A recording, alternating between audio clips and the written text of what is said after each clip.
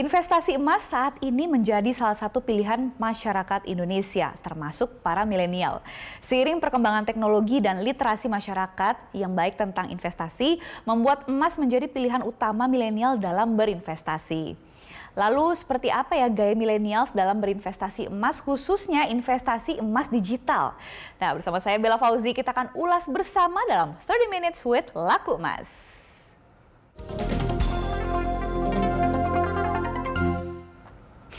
Baik, saat ini telah hadir di studio BTV, saya memanggilnya di Mas Jeffrey Aten, Chief Operating Officer dari Laku Emas.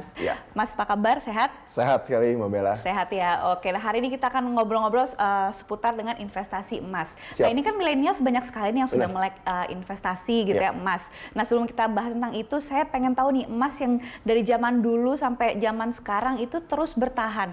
Apa nih menurut Mas yang membuat, menurut Mas Jeffrey, apa nih yang menjadi kelebihan dari investasi emas ini bisa menjadi pilihan bagi semua orang? Iya, kalau kita ngomongin bahas milenial kayak anak muda banget kan. Anak muda tuh terkenal dengan digital dan cepat, e-commerce segala macam.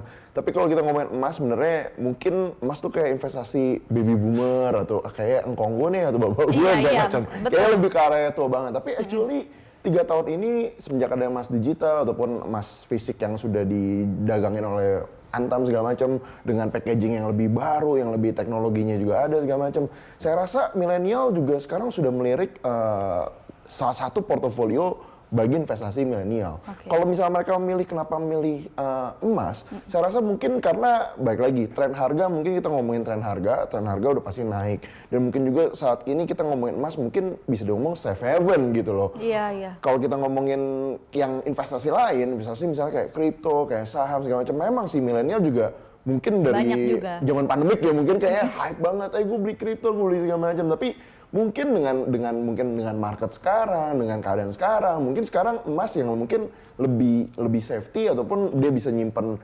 fisiknya ataupun mungkin lebih aman ataupun dengan harga yang mungkin kayaknya nggak lebih roller coaster segala macam. Jadi mungkin itu bisa jadi salah satu investasi yang menarik juga di milenial. Dan ternyata milenials juga melirik itu selain yang tadi Mas Jeffrey bilang ada kripto dan segala macam, ternyata saham emas juga cukup menarik gitu. Dan milenial sekarang juga ternyata banyak sekali yang melek akan investasi, termasuk diantaranya investasi emas gitu, yang membuat mereka ini kemudian juga jadi tertarik gitu dengan investasi emas era kekinian gitu. Kira-kira kalau menurut Mas apa sih yang membuat investasi ini menjadi menarik di mata millennials?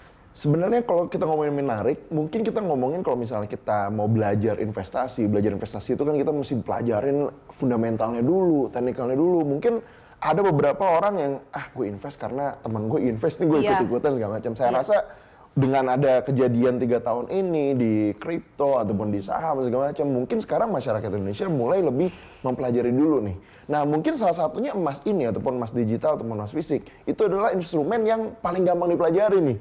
Karena mungkin tinggal ngeliat kayak ini historical harga pricingnya di berapa, fundamentalnya supply dan demand emas tuh kayak gimana, konsumsi emas di Indonesia tuh berapa banyak sih, berapa ton, atau enggak Antam memproduksi atau menjual berapa. Jadi mungkin tahapannya lebih dikit gitu dibandingkan kita harus belajar blockchain itu apa sih, kok kayaknya tinggi banget gitu loh. Tahu perekonomian dunia juga.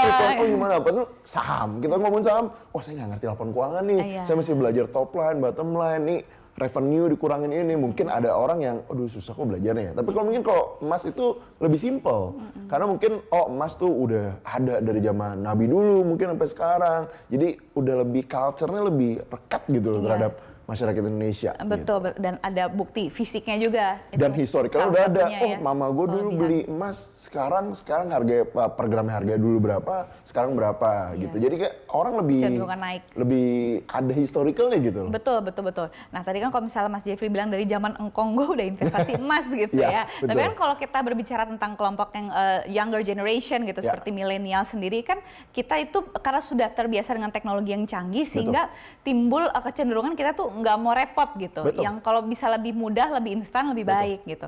Kira-kira kalau dari sisi Mas Jeffrey sendiri ngelihatnya bagaimana biasanya millennials ini mulai langkah awalnya dalam berinvestasi emas? Iya.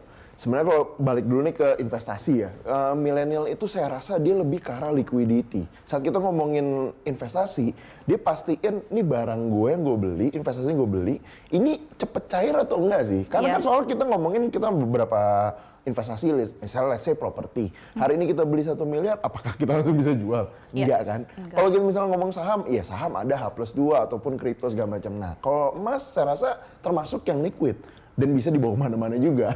Jadi kayak lebih aman, kayak mungkin safety juga segala macam. Jadi Indonesia ini tuh pengennya cepet, mudah, dan liquid gitu. Karena suatu saat misalnya, let's say misalnya ada kebutuhan, ataupun kayak memang tabungan, ataupun dana darurat, saya rasa dana darurat juga kurang bijak juga taruh di rekening, misalnya rekening bank. Tapi lebih baik, alihin dulu deh ke emas, yang which is mungkin lebih safety, mungkin pergerakan harganya juga cenderung stabil dan lebih ke arah bullish. Jadi saya rasa investasi milenial itu yang top of the mind paling gampang, emas dulu deh, dibandingkan belajarin dulu yang lain gitu. Iya, karena tadi juga langkah-langkahnya cukup simple gitu kan, ya cara pembelajarannya juga nggak banyak lah yang harus instrumen yang diperhatiin. Dan aksesnya juga lebih mudah, apalagi dengan ada e-commerce, saya rasa masyarakat Indonesia sudah lebih paham dengan e-commerce. Saya beli emas ini nih ada di e-commerce, yang penting official store mungkin laku emas ya kan, gitu, sertifikatnya aman. Jadi untuk mendapatkan investasinya itu lebih mudah. Oke, baik. Gitu. Saya masih ingin tanya lebih jauh lagi tentang millennials dan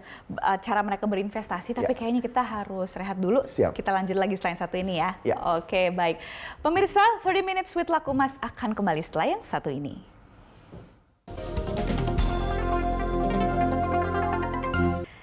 Pemirsa, kembali lagi dalam 30 Minutes with Laku Emas dan masih bersama dengan narasumber saya, Mas Jeffrey Aten, selaku CEO dari Laku Emas.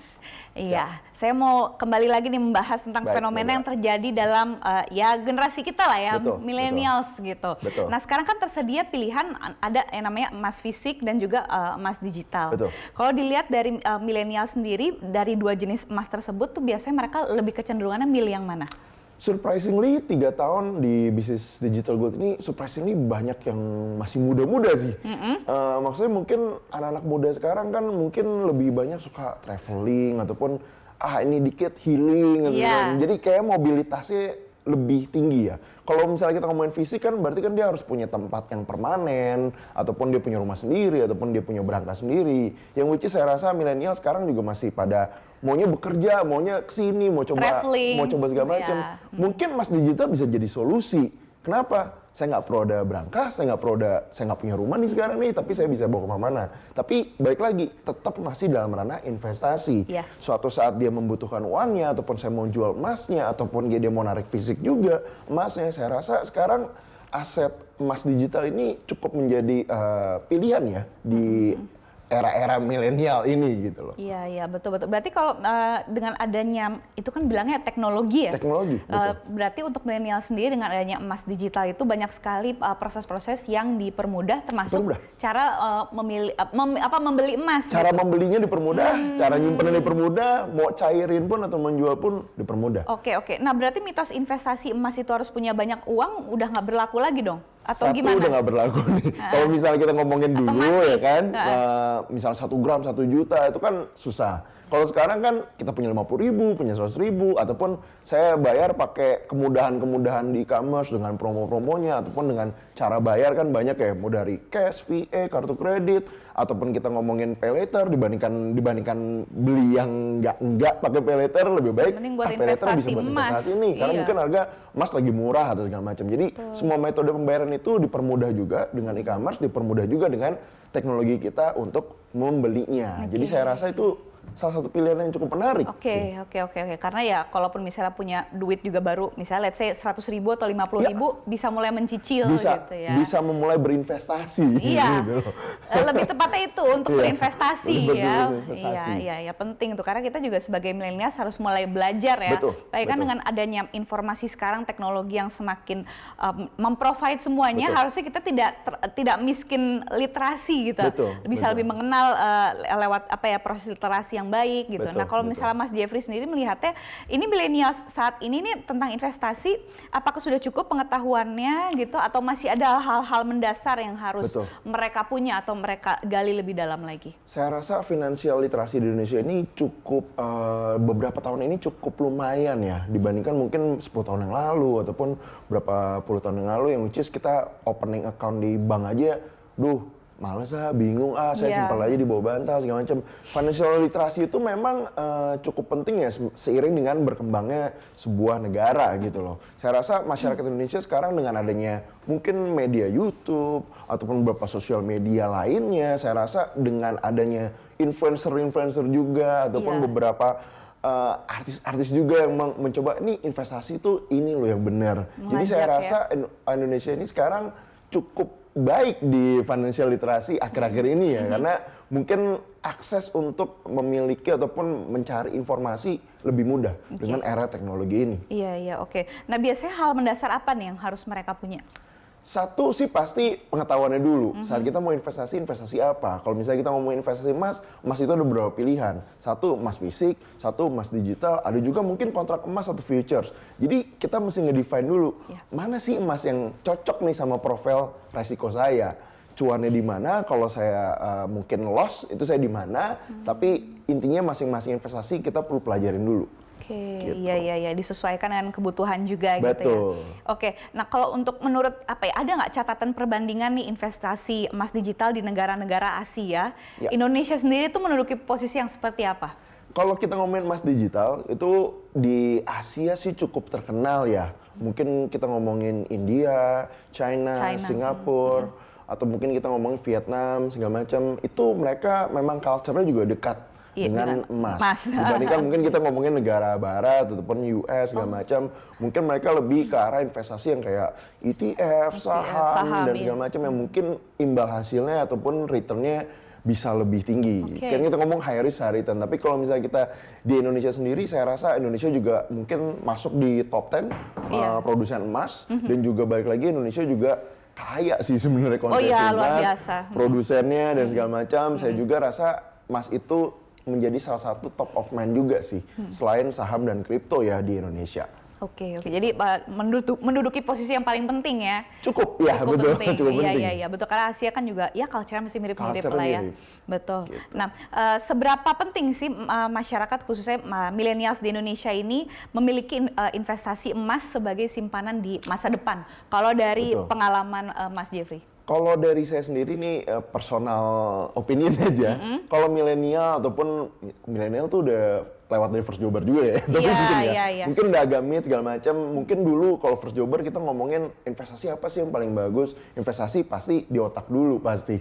Leher ke atas nih perlu diinvestasi. Terus mungkin appearance segala macam. Mungkin saat kita mungkin first jobber atau segala macam, mungkin kita belum mikirin tuh, saya mau beli emas dulu, atau saya mau beli saham dulu, atau saya mau beli segala macam. Tapi mungkin lebih ke arah soft skill-nya dulu. Appearance gue udah oke belum sih nih, gue ke kantor atau gue segala macam. Karena itu yang lebih penting, saya rasa. Modal, sambil dia membuilding skill-nya, membuilding karirnya, saat dia udah punya lebih banyak uang, baru dia ngomongin tentang, ini gue udah ada access nih. Gue udah ada akses, mungkin gue lebih stabil lagi, apa ya investasi yang ini. Tapi mungkin emas itu, balik lagi, salah satu yang paling gampang untuk dipelajari. Karena tidak sulit dan gampang banget diaksesnya untuk dibeli ataupun dijual. Iya. Nah, ini juga salah satunya adalah ya berinvestasi emas gitu ya. Betul. Khususnya emas sekarang kan juga ada emas fisik, emas digital yang sangat-sangat mempermudah semuanya gitu. Nah, untuk investasi emas digital saat ini seperti apa jaminan keamanannya? Kalau kita ngomongin jaminan keamanan, pasti kan seluruh pedagang emas digital selalu berlisensi Bapepti, dan pasti dia ada perusahaan depository untuk menyimpan emasnya. Itu pasti gampang dicari lah. Sekarang mungkin dengan zaman teknologi sekarang, tinggal Google ataupun tinggal searching segala macam, itu bisa terlihat perusahaan mana yang terdaftar ataupun tidak terdaftar. Tapi kalau kita ngomongin aman, saya rasa mau fisik dan digital masing-masing punya kelebihan dan kekurangan. Kalau misalnya kita ngomongin fisik, apakah beneran aman? Apakah bisa aja tercecer, bisa aja lupa naruh di mana, ataupun bisa aja kecurian, ataupun ya banyak resiko lainnya. Kalau emas digital, mungkin resikonya kalau saya bilang, ya pasti dengan adanya regulasi segala macam, itu udah hilang tuh resiko yang bisa hilang atau nggak lupa naruh di mana, digondol siapa gitu. Mungkin kayaknya atau ya segala macam. Jadi saya rasa resiko-resiko itu sudah diminimalisir di Emas Digital. Tinggal kalian cek aja lisensi dari perusahaan-perusahaan seperti Lakumas untuk lisensinya bahwa ini aman atau tidak. Betul, dan Lakumas sendiri kan juga sudah sertifikasinya sudah aman ya. Betul. Oke, ya. Ini sebenarnya saya masih ingin ada yang ditanyakan lagi tentang tren millennials dan juga pastinya terhadap Lakumas, tapi ya sayangnya harus rehat dulu. Siap. Kita lanjut lagi setelah yang satu ini ya, Mas Jeffrey. Oke, baik pemirsa, jangan kemana-mana, kami akan kembali sesaat lagi.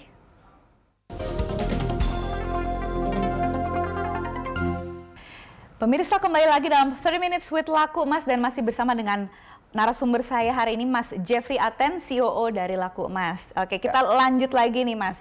Tadi kan kalau misalnya saya ngelihat penjelasannya, kayaknya millennials even sampai sekarang pun juga banyak yang menaruh minat terhadap investasi emas, apalagi dengan adanya yang secara fisik maupun secara digital gitu. Tapi sebenarnya ada nggak sih bukti bahwa emang ini millennials generasi ini benar-benar tertarik nih dengan investasi emas? Ada nggak data pendukungnya yang memang mengarah ke konklusi itu gitu? Kalau saya sih sebenarnya kita ngomongin Harbolnas ya. Harbolnas kan mungkin dari beberapa e-commerce segala macam, itu bisa cek aja karena kan hampir semua seller yang official store itu pasti terlihat tuh sold-nya berapa ataupun mungkin top seller berapa segala macam. Actually kemarin saat Harbolnas dari tanggal 4 sampai tanggal 9 kemarin itu minatnya tinggi sekali. Oh ya? Saya juga surprisingly kayak jualan bisa 11 miliar, udah kayak artis-artis yang live shopping juga, yang kayak skincare. Jadi kan saya rasa nggak cuma skincare doang yang kita ngomong, woi penjualan gitu saya puluhan miliar juga macam. Saya rasa kemarin kita Lakumas di acara Harbolnas bisa sampai 11 miliar juga kayak, wah berarti minat investasi masyarakat ataupun yang kalau kita cek itu umur 25 sampai 30-an itu mendominasi gitu.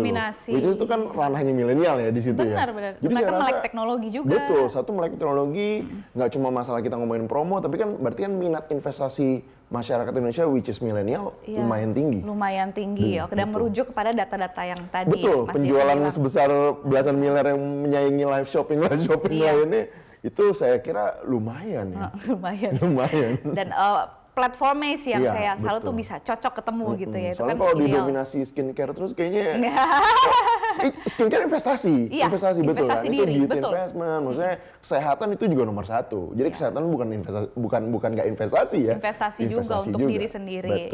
Ya selain skincare adalah investasi emas juga gitu ya. Betul. Oke, baik. Jadi ya banyaklah pilihan-pilihan yang menarik gitu. Ya produk-produk di secara digital ya. Betul. Oke, nah ini dalam menyasar kalangan millennials apa saja yang dilakukan oleh Lakumas?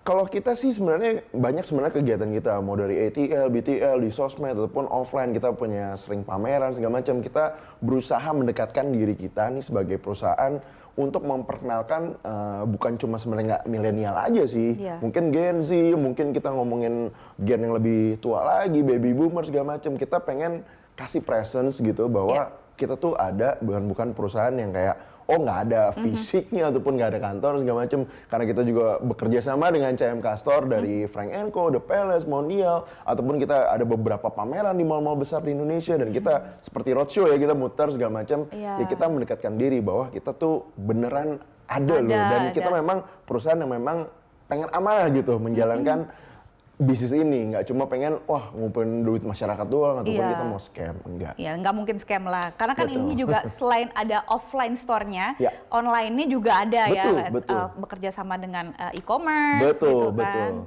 Iya, dan juga sosmed live shopping gitu dia tadi ya. Iya, sosmed live shopping yang meraup keuntungan. Semua orang jualan di situ sekarang, Mas. Sekarang hampir semuanya ya sih. Iya, betul. Dan ya itu juga dilihat dengan Lakumas pastinya potensi itu ya. Betul. Oke, nah kemudian juga kan Lakumas sendiri juga menyediakan kemudahan bertransaksi ya, yang menjadi salah satu fokus utama dari Lakumas itu sendiri. Nah, apa aja sih yang menjadi fitur unggulan untuk kaum millennials? Oke. Selain tadi ya mudah dibeli, saya merasa itu fitur yang paling jos di masyarakat ini. Karena kadang kan bingung ya, kalau orang mau beli, gue mau investasi apa gitu. Ini oh harus daftar ini segala macam. Tapi kalau misalnya investasi emas, belinya di mana sih? Satu, di e-commerce udah bisa. Kalian mau beli yang fisik, mau yang bentuknya voucher, mau bentuknya digital, kalian tinggal download ataupun tinggal beli di e-commerce ataupun di live shopping. Ya kan sambil dijelasin juga. Jadi kan nggak haho-haho gitu. Si kakaknya sambil ngejelasin gitu kan. Sambil jelasin juga, chat juga, bisa ngobrol juga segala macam. Itu fitur yang saya rasa belum tentu pesaing punya kemudahan di membeli ya, akses membeli. Mungkin kedua, paling gampang adalah balik lagi menjual. Menjual kadang, aduh, gue punya emas nih di rumah, jualnya kemana ya, bingung ya, harganya bener nggak sih, gue ditipu nggak sih, segala macem. Nah, Lakumas itu di lakumas.com, tinggal cek website kita, itu harga buyback dan harga jual semua terpampang jelas. Jadi nasabah bisa mau jual even apa, saya punya jewelry nih Pak, gelang dari warisan dan segala macam. Ini gimana ya? Datang aja ke butik kita ataupun ke toko-toko rekan kita. Kalian cek kadarnya, kalian bisa cek juga di website. Oh harga ini berapa? 24 karat berapa? 18 karat berapa? Atau enggak emas saya cuma 12 karat, 10 karat. Itu kalian datang aja ke rekanan Lakumas ataupun datang ke kantor kita yang menyediakan pengecekan gitu. Jadi mau emas apapun, nggak cuma bentuk gold bar, antam atau segala macam, tapi emas apapun kita bisa mengakses dan kita bisa buybackin. Jadi saya rasa fitur memudahkan dan menjual itu salah satu yang paling penting. Karena kan orang maunya jual doang, tapi pas mau beli, pas mau jual lagi gimana nih segala macam. Kemana ya gitu. Jadi after sales service-nya juga kita juga pengen nasabah tuh nggak repot lah, punya emas investasi yang pengen gampang dijual. Betul. Dan tadi kan juga Lakumas itu berpartner dengan beberapa toko offline dan ada kantor juga. Ada kantornya. Bisa dijelasin mana aja gitu. Kan cabangnya pasti banyak, cuma nama-nama tokonya gitu dan kantornya. Kalau nama tokonya saya rasa dari Sabang sampai Merauke, kayak grup CMK Group juga lumayan sudah melebarkan sayap di Indonesia tokonya. Dari brand Frank & Co, The Palace, Mondial. Kalau misalnya di kantornya kita juga, kita namain Butik Lakumas. Butik Lakumas itu ada di Cempaka Mas, ada juga di Synthesis Square, Jakarta Selatan, ada juga di Bekasi. Nah, kalian cek aja di Google alamat-alamatnya, kalian mau ngecek kadar, kalian mau jual emasnya, atau kalian beli juga bisa juga. Bisa gitu. ya, oke baik. Untuk akun sosmednya sendiri nih, akun sosmednya yang centang biru ya? Iya dong pasti resmi dong. Betul. Jangan takutnya sekarang kan banyak scam, nggak centang biru. Lakumas cabang mana, jangan yang cabang ya. Betul. Lakumas yang centang biru. Lakumas itu official store kita, official sosmed kita di Instagram tuh Lakumas, itu centang biru. Kalau misalnya kita di TikTok kita official lakumas.official, dan di YouTube segala macam cek aja Lakumas. Pokoknya kita semua udah official kan. Udah verified ya. Udah verified. Itu menandakan even yang di e-commerce sekalipun juga itu juga official store semua. Official store. Oke, baik. Itu penting banget soalnya. Terus ada nggak nih pesan dan kesan untuk millennials bagi mereka yang ingin berinvestasi emas, apalagi yang baru pemula nih. Betul. Gitu. Saya rasa milenial sekarang tuh perlu berinvestasi. Kenapa? Karena balik lagi, kita tantangan masa depan kita nggak tahu. Keadaan ekonomi dunia kita nggak tahu, tapi sedini mungkin kita harus belajar tentang investasi. Investasi itu bisa macam-macam, mau dari skill, mau dari appearance, mau dari emas, mau dari saham, kripto segala macam. Saya rasa wajib untuk dipelajari. Saya merasa juga harusnya masuk di kurikulum sekolah juga, karena mungkin sekarang di sekolah pun belum tentu diajarin tentang how the money works ataupun how bercara berinvestasi yang aman gitu loh. Karena investasi itu saya rasa penting, karena kan kita masa depan siapa yang tahu, dengan ada investasi kita bisa mensecure ke masa depan kita. Betul, keuangan juga ya. Keuangan, ya, betul. Kalau punya financial freedom kan itu mimpi semua orang. Gitu. Miss Independent. Kalau cewek biasanya kan sekarang kan women empowerment, ya kan? Women empowerment. Jadi kayaknya tahu sekali ya. Betul. Oke. Saya mendukung juga sih women mendukung juga ya. Betul. Woman independent dan juga man independent. Sure, gitu. Jadi kita saling mendukung satu sama lain. Nah, makanya jangan lupa kalau mau investasi emas di Lakumas aja. Lakumas aja. Iya, betul.